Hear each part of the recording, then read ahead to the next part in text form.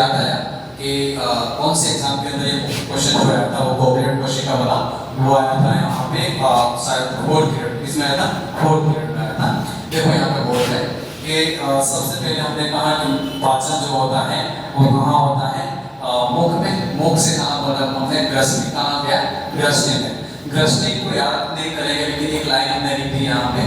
ग्रसनी होती क्या है तो ये मुख गुहा का अगला हिस्सा होता है जिसको हम क्या कहते हैं ग्रसनी कहते हैं। क्या कहते हैं ग्रसनी कहते हैं। इसलिए देखो कि अभी किसी एग्जाम के इस तरह से पूछा गया था कि 3 ऑप्शन ऐसे लिखे हुए थे कि ग्रसनी, ग्रासनली, फिर जैसे गुर्दे, अलग अलग वर्ड लिखे हुए थे। तो उसमें हमको ध्यान होना चाहिए पाचन में कौन सा आ रहा है, इसमें पाचन में कौन सा आ रहा है। तो अभी हमने पाचन में जो लिखे वो याद रखते हैं हमको। पाचन में जैसे मुख, ग्रसनी, ग्रसनी के बाद ग्रासनली, ग्रासनली के बाद कहाँ आमाशय, आमाशय के बाद छोटी आंत और छोटी आंत के बाद बड़ी आंत, बड़ी आंत के बाद रेक्टम और एनस, ये वाले भाग याद रखते हैं हमको। ठीक है, तो वो ध्यान रखना हमको कौन कौन से पाचन के भाग है वो वाले। तो सबसे पहले हमने कहा ग्रसनी, ग्रसनी के बाद कौन सा बोला ग्रासनली का। और ग्रासनली का एक पतली नली होती है और यह थैलीनुमा आमाशय, थैलीनुमा आमाशय हमारा जो आमाशय वो किस तरह का एक थैलीनुमा है और उसमें जाके खोलती है। इसमें पाचन ग्रंथियों का अभाव होता है। इसमें क्या होता है पाचन ग्रंथियों का क्या होता है अभाव होता है। इसलिए हमने नोट करके भी लिखा है कि हमारे शरीर का एकमात्र भाग जहाँ पर किसी भी प्रकार का पाचन नहीं होता है वो होता है हमारा इसोफेगस। कौन सा होता है इसोफेगस या ग्रासनलिका। क्या होता है ग्रासनलिका में किसी भी प्रकार का पाचन नहीं होता है, ध्यान रखना। समझिए बात। एक तो हमने कहा कि पाचन बिल्कुल नहीं होता वो कौन सा भाग है ग्रासनलिका वाला। बाकी हर जगह पे पाचन होता है क्योंकि मुख में भी हमने कहा स्टार्च का पाचन स्टार्ट हो जाता है। जैसे मुंह में डाला स्टार्च का पाचन स्टार्ट हो जाता है। तो इसके बाद अगला जो आएगा वो हमारा है क्या है आमाशय। क्या है आमाशय। आमाशय थोड़ा सा हमने कहा कि आमाशय का जो स्ट्रक्चर होता है वो इस तरह से होता है और ये जो है हमारे बाईं ओर पाया जाता है। कहाँ पाया जाता है बाईं ओर पाया जाता है और इसका आकार जो ऐसे दिख रहा है आपको, इसका आकार ऐसा दिख रहा है आपको। तो इस वजह से इंग्लिश के या अंग्रेजी के वर्ड जे आकार का होता है, जे शेप में होता है ये। और हम ये कह सकते हैं कि अंग्रेजी वर्णमाला के जे अक्षर जैसा आकार होता है या शेप होता है। और जैसे यहाँ से ग्रासनलिका वाला भाग है, यहाँ पे फर्स्ट आमाशय जो भाग होता है उसको हम क्या बोलते हैं कार्डियक। कौन सा भाग बोलते हैं कार्डियक बोलते हैं। और जो बीच वाला जो भाग है उसको बोलते हैं मध्य वाला जो भाग होता है पेट का या स्टमक का वो होता है फ्रंटिक। कौन सा होता है फ्रंटिक। और ये लास्ट वाला अंतिम भाग जो होता है इसको कहते हैं पाइलोरिक। क्या कहते हैं पाइलोरिक। तो हम ऐसे याद रख सकते हैं फर्स्ट ए आएगा, फिर आपका आएगा कौन सा एफ, एफ के बाद क्या आएगा बी। इस तरह से भी याद रखें क्योंकि एग्जाम में कब क्या पूछा जाए, क्योंकि एक बार पढ़ रहे हैं तो डिटेल से पढ़ना होगा कि एग्जाम में कहाँ से क्वेश्चन बन सकता है ना। अगर आपने इतना पढ़ रखा है इसका मतलब आपको भी आया तो दूसरों को भी नहीं आएगा क्वेश्चन। समझिएगा, तो इतना ध्यान होना चाहिए हमको। तो यहाँ पाइलोरिक वाला लास्ट वाला भाग होता है। फिर हमने लिखा आमाशय में उपस्थित कोशिकाओं के समूह को क्या कहते हैं जठर ग्रंथि। क्या कहते हैं जठर ग्रंथि कहा जाता है, जिसको हम इंग्लिश में कहते हैं गैस्ट्रिक जूस। कौन सा जूस कहते हैं गैस्ट्रिक जूस। कौन सा जूस कहते हैं गैस्ट्रिक जूस कहा जाता है एक कॉमन रूप से। ठीक है, जैसे तो हमने कहा कि आमाशय में 3 प्रकार के एंजाइम्स पाए जाते हैं। कितने प्रकार के एंजाइम्स पाए जाते हैं एंजाइम्स कितने प्रकार के पाए जाते हैं 3 प्रकार के। कितने प्रकार के 3 प्रकार। कौन कौन से। एक तो होता है हमने एक स्पेलिंग बोला था PARLE। क्या बोला मैंने पार्ले। क्या बोला मैंने पार्ले। ठीक है, आमाशय में 3 प्रकार के एंजाइम्स होते हैं जो एग्जाम में पूछे जाते हैं। देखना मैं क्या बोल रहा हूँ यहाँ पे ध्यान रखना। एग्जाम में क्या पूछा जाता है तो आपको ध्यान होना चाहिए कि 3-4 एंजाइम्स देंगे और कौन से भाग में कौन सा एंजाइम होता है। इसमें 12 एंजाइम्स 11 एंजाइम जो हमारे एग्जाम में आज तक पूछे जा रहे हैं, बार-बार रिपीट हो रहे हैं। उससे वहां कोई पूछा नहीं जा रहा, उसको मैं एक बार ट्रिक से याद करवाऊंगा। लेकिन यहाँ पे मैंने कहा पेप्सिन, जैसे स्टमक में कौन सा होता है तो हमने एक बड़ा याद रखा पार्ले। क्या रखा है पार्ले। पार्ले में 3 चीज ले लेंगे। एक तो कौन सा ले लेंगे पेप्सिन। कौन सा हो गया पेप्सिन। पेप्सिन के बाद यहाँ पे क्या ले लिया रेनिन। क्या ले लिया अपन ने रेनिन। और यहाँ पे क्या बोलते हैं लाइपेज। क्या बोलते हैं लाइपेज। ठीक है, तो स्टमक के अंदर कितने एंजाइम्स पाए जाते हैं 3। और कैसे याद रख दिया अपने पार्ले। पार्ले मतलब आपको याद रखना कि ये एंजाइम्स नाम होते हैं। जैसे पी से क्या हो गया पेप्सिन। क्या हो गया पेप्सिन। रेनिन।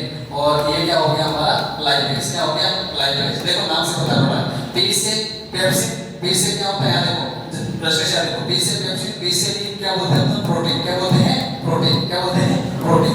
ठीक है, रेनिन जो होता है वो दूध का पाचन करता है। किसका पाचन करता है? दूध का पाचन करता है। क्या करता है? दूध का पाचन कौन करता है? रेनिन। और ये इसमें उपस्थित होता है छोटे बच्चों में। कौन से बच्चों में? छोटे बच्चों में। और गाय के जो छोटे बछड़े होते हैं उसके अंदर प्रेजेंट होता है, और हमारे जो वयस्क लोग होते हैं उसमें रेनिन की अनुपस्थिति हो जाती है। इस वजह से हमारे पाचन नहीं होता है दूध का, लेकिन तो भी हम दूध पी जाते हैं जबरदस्ती बॉडी बॉडी बनाने के लिए, प्रोटीन के चक्कर में। तो तब स्राव तब उसका डाइजेशन कौन करता है? HCl करता है। वो मैं बताऊंगा आगे। तो आगे क्या लिखा हम लोग समझ में आया? तो हमारे पेट के जो एंजाइम्स कौन से हैं? P, R और L, पेप्सिन, रेनिन और लाइपेज, तीन प्रकार के। और लाइपेज का मतलब होता है लिपिड। क्या होता है? लिपिड। लिपिड को हम इस तरह से लिखते हैं, लिपिड को हम इस तरह से लिखते हैं लिपिड। और लिपिड का मतलब क्या होता है? वसा। क्या होता है? वसा। तो क्वेश्चन एग्जाम में क्या पूछा जाता है? देखो अभी मैंने एक वर्ड लिखा यहाँ पे कि देखो यहाँ पे पेप्सिन का स्रावन जाइलेशन ग्रंथियों द्वारा किया जाता है, और ऑक्जेटिक कोशिकाएं HCl का स्रावन करती हैं, ठीक है। और HCl का मतलब होता है हाइड्रोक्लोरिक अम्ल। कौन सा होता है? हाइड्रोक्लोरिक अम्ल। फिर हमने कहा कि रेनिन का स्रावन मुख्य कोशिकाओं द्वारा किया जाता है, और म्यूकस या जिसको कहते हैं हम श्लेष्मा, क्या कहते हैं? श्लेष्मा का स्रावन कौन सी कोशिकाएं करती है? गोबलेट कोशिकाएं करती है। और अभी ये 4th ग्रेड के अंदर क्वेश्चन पूछा गया था, ठीक है। तो कौन सी कोशिका जो होती है श्लेष्मा का स्रावन करती है? कौन सी कोशिका? गोबलेट कोशिका। तो रिपीट एग्जाम में पूछने के चांस ज्यादा रहते हैं, ध्यान रखना, रिपीट होते हैं क्वेश्चन उसके अंदर, ठीक है। तो बच्चों में दूध का पाचन कौन करता है? Rennin enzyme. कौन करता है? रेनिन करता है। वयस्कों में दूध का पाचन कौन करता है? HCl। कौन करता है? HCl करता है। प्रोटीन का सर्वाधिक पाचन कहाँ पे होता है? आमाशय में। कहाँ होता है? आमाशय में। और एल्कोहल का जो एल्कोहल सेवन करते हैं, और एल्कोहल के लिए हमने फॉर्मूला क्या लिखा था? C2H5OH। क्या लिखा था? C2H5OH। और एल्कोहल का अवशोषण सबसे ज्यादा कहाँ पे होता है? आमाशय में होता है। तो हम एग्जाम में क्या पूछा जाता है? ध्यान रखना कि प्रोटीन और वसा का पाचन कहां से शुरू हो जाता है? क्या बोला मैंने? प्रोटीन और वसा का पाचन कहां से शुरू हो जाता है? आप क्या बताओगे? आमाशय से। कहां से हो जाता है? आमाशय से। अगर आपसे पूछा क्वेश्चन सर्वाधिक प्रोटीन का पाचन कहां पे होता है, तो आप बताओगे आमाशय। कहां होता है? आमाशय। समझ में आया? और एक इसके बाद हमने कहा कि यहाँ एक क्वेश्चन पूछा गया था, कौन सा? 4th ग्रेड का। कौन सा क्वेश्चन पूछा गया था? 4th ग्रेड का। तो जब 4th ग्रेड का क्वेश्चन पूछे तो एक बार आप लोगों को एक छोटी सी TSP की कट ऑफ बता देता हूँ 4th ग्रेड की, ठीक है। तो जो भी पटवारी का एग्जाम देके आएंगे उनको थोड़ी टेंशन हो, तो मैंने कहा कि आज मैं क्लास में जाके एक छोटी सी कट ऑफ बनाऊंगा, ठीक है। सिर्फ TSP पर होती है, नॉन TSP से अपना कोई लेना नहीं, क्योंकि नॉन TSP में तो यूपी के लोग आते हैं, गोवा के लोग आते हैं, कहीं से भी लोग आके एग्जाम दे देते हैं, तो उसका तो अपन पता ही नहीं। हम लोग TSP में रहते हैं तो TSP वाली चीज़ हमको पता है।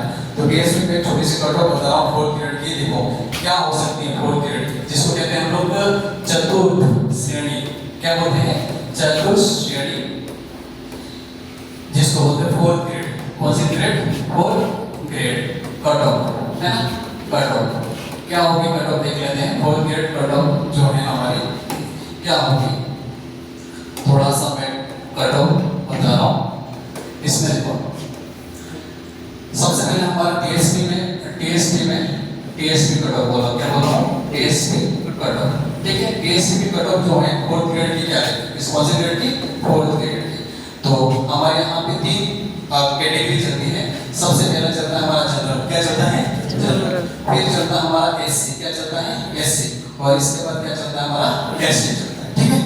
तो जनरल की जो कट ऑफ नॉर्मली कह सकते हैं 65 से लगा के 70 क्वेश्चन तक रहेगी। कितने क्वेश्चन तक रहेगी?